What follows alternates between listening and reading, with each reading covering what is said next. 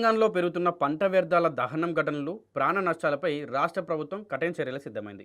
ఇక కూలీల కొరత, పశువుల సంఖ్య తగ్గడం వల్ల రైతులు వ్యర్థాలను తగలబెట్టడంతో భూపాల్పల్లి, నిర్మల్, హన్మకొండ జిల్లాల్లో నలుగురు రైతులు ప్రాణాలు కోల్పోయారు.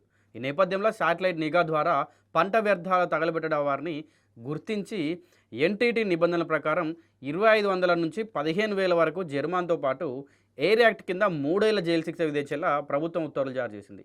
ఇక వరి, మొక్కజొన్న సాగు తర్వాత మిగిలిపోయే వ్యర్థాలకు రైతులు నిప్పు పెడుతుండడం రాష్ట్రంలో ఇప్పుడిప్పుడే కొత్త పర్యావరణ ప్రాణ నష్టాల సోలుగా మారుతుంది.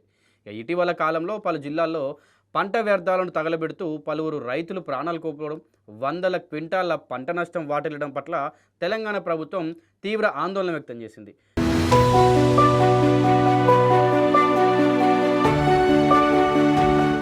ఇక ఈ సమస్య తీవ్ర రూపం దాల్చక ముందుకే అడ్డుకట్ట వేసేందుకు సర్కార్ నడుం బిగించింది. గత కొద్ది నెలలుగా రాష్ట్రంలో ఈ తరహా ఘటనలు గణనీయంగా పెరిగినాయి. సాధారణంగా పంజాబ్ వంటి రాష్ట్రాల్లో తదుపరి పంటకు సమయం తక్కువగా ఉండడం వల్ల రైతులు ఈ వ్యర్థాలను తగలబెడతారు. అయితే తెలంగాణలో ఈ పరిస్థితి వేరు.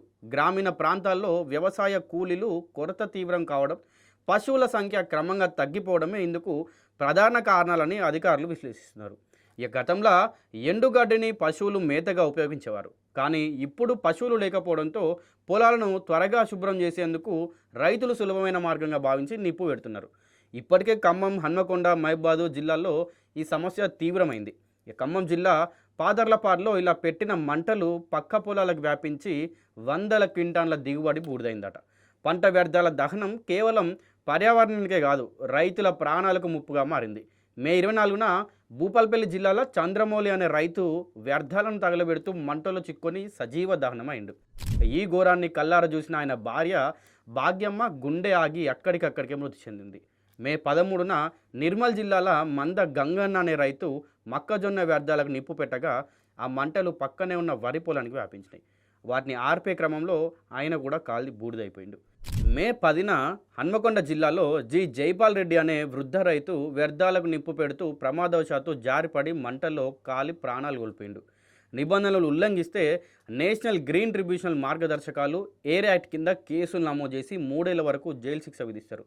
అలాగే ఎన్టీటీ నిబంధనల ప్రకారం పర్యావరణ పరిహారం కింద జరిమానా కూడా విధిస్తారు. 2 ఎకరాల లోపు ఉన్న రైతులకు 2,500 నుంచి వెళ్ళి 2 నుంచి 5 ఎకరాల లోపు ఉన్న వారికి 5,000, 5 ఎకరాల కంటే ఎక్కువ భూమి ఉన్న రైతులకు ప్రతి ఘటనకు 15,000 వరకు కూడా జరిమానా విధిస్తున్నారు. ఇక గ్రామాల్లో తక్షణమే అవగాహన సదస్సులు నిర్వహించాలని చెప్పి మంత్రి ఆదేశించారు.